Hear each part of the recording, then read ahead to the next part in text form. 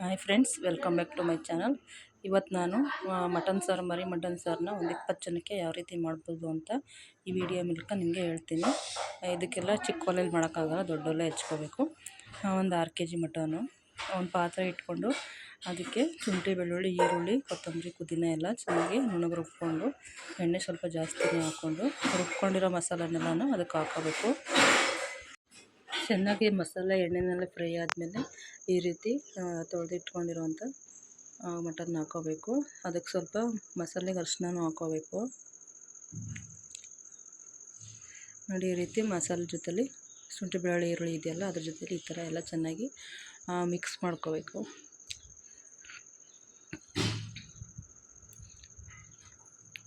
ಇದಕ್ಕೆ ಫಸ್ಟೇ ಉಪ್ಪು ಹಾಕೋಬೇಕು. ಉಪ್ಪು ಹಾಕ್ಕೊಂಡಿದ್ದೀನಿ ನಾನು, ಸ್ಕಿಪ್ಟ್ ಆಗಿದೆ ವಿಡಿಯೋ. ಇದನ್ನು ಸ್ವಲ್ಪ ಹೊತ್ತು ಹೀಗೇ ಡ್ರೈ ಆಗೇ ಬೇಯೋದಕ್ಕೆ ಬಿಡಬೇಕು. ಉಪ್ಪು ಹಾಕ್ಕೊಂಡು ಸ್ವಲ್ಪ ಬೇಯೋದಕ್ಕೆ ಬಿಡಬೇಕು. ನೋಡಿ, ಇವಾಗ ಚೆನ್ನಾಗಿ ಬೆಂದಿದೆ ಇದು. ಇದಕ್ಕೆ ಚೆನ್ನಾಗಿ ಕಾಯ್ದಿರೋಂಥ ಬಿಸಿನೀರನ್ನು ಹಾಕೋಬೇಕು. ಬಿಸಿನೀರನ್ನು ಹಾಕ್ಕೊಂಡು, ಬಿಸಿನೀರಲ್ಲಿ ಮಟನ್ ಕಾಯ್ದಿರುತ್ತೆ ಚೆನ್ನಾಗಿ. ಆವಾಗ ಟೊಮೊಟೊ ರುಬ್ಬಿಟ್ಕೊಂಡಿರಬೇಕು. ಅದಕ್ಕೆ ಇವಾಗ ಮನೇಲಿ ಮಾಡ್ಕೊಂಡಿರೋಂಥ ಮಸಾಲಾನ ಚೆನ್ನಾಗಿ ನೀರಲ್ಲಿ ಕಲಿಸ್ಕೊತೀವಿ.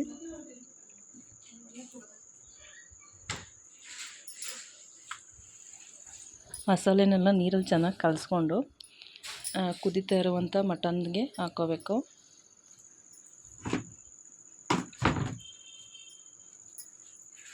ಇಲ್ಲಿ ಯಾವ ರೀತಿಯೂ ಧನಿಯಾ ಪುಡಿ, ಚಿಲ್ಲಿ ಪೌಡರು, ಮಟನ್ ಮಸಾಲ, ಯಾವುದೇ ರೀತಿ ಗರಂ ಮಸಾಲ ಏನು ಯೂಸ್ ಮಾಡ್ದೇ ಮಾಡ್ತಾ ಇರುವಂತಹ ಇದು ಮಟನ್ ಸಾಂಬಾರು ತುಂಬ ಟೇಸ್ಟಿಯಾಗುತ್ತೆ.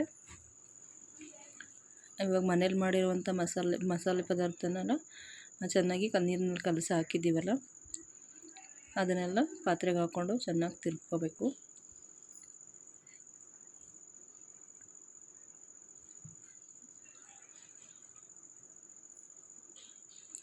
ಟೊಮೊಟೊನೆಲ್ಲ ನುಣ್ಣಗೆ ರುಬ್ಬಿಟ್ಕೊಂಡಿರ್ತೀವಲ್ಲ, ಟೊಮೊಟೊನೂ ಸಹ ಅದಕ್ಕೆ ಹಾಕ್ಕೊಂಡು, ಈಗ ನಾವು ಎಷ್ಟು ಕನ್ಸಿಸ್ಟೆನ್ಸಿ, ಎಷ್ಟು ತೆಳ್ಳಗಿರಬೇಕು ಮಟನ್ ಸಾರು ಅಷ್ಟಕ್ಕೆ ನೀರನ್ನೆಲ್ಲ ಹಾಕ್ಕೊಂಡು ಚೆನ್ನಾಗಿ ಕುದಿಸ್ಕೋಬೇಕು. ಇವಾಗ ಇದನ್ನು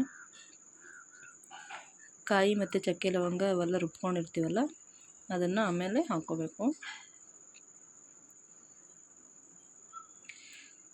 ಟೊಮೊಟೊ ಮತ್ತು ಮನೇಲಿ ಮಾಡಿಸ್ಕೊಂಡಿರೋಂಥ ಖಾರದ ಪುಡಿ ಮಾತ್ರ ಹಾಕ್ಕೊಂಡಿರೋದು ಇವಾಗ. ನೆಕ್ಸ್ಟ್ ಇದಕ್ಕೆ ಕಾಯಿ, 1-2 ತೆಂಗಿನಕಾಯಿನ ತುರಿದಿಟ್ಕೊಂಡು ಅದಕ್ಕಷ್ಟು ಗಸಗಸೆ, ಚಕ್ಕೆ, ಲವಂಗ, ಕಡಲೆ ಇಷ್ಟನ್ನು ನುಣ್ಣಗೆ ರುಬ್ಬಿಟ್ಕೊಂಡಿದ್ದೀವಿ. ಇದನ್ನು ಇವಾಗ ಹಾಕ್ಕೋತಿದ್ದೀನಿ. ಚೆನ್ನಾಗಿ ಇವಾಗ ಮಿಕ್ಸ್ ಮಾಡ್ಕೋಬೇಕು ಇದನ್ನು.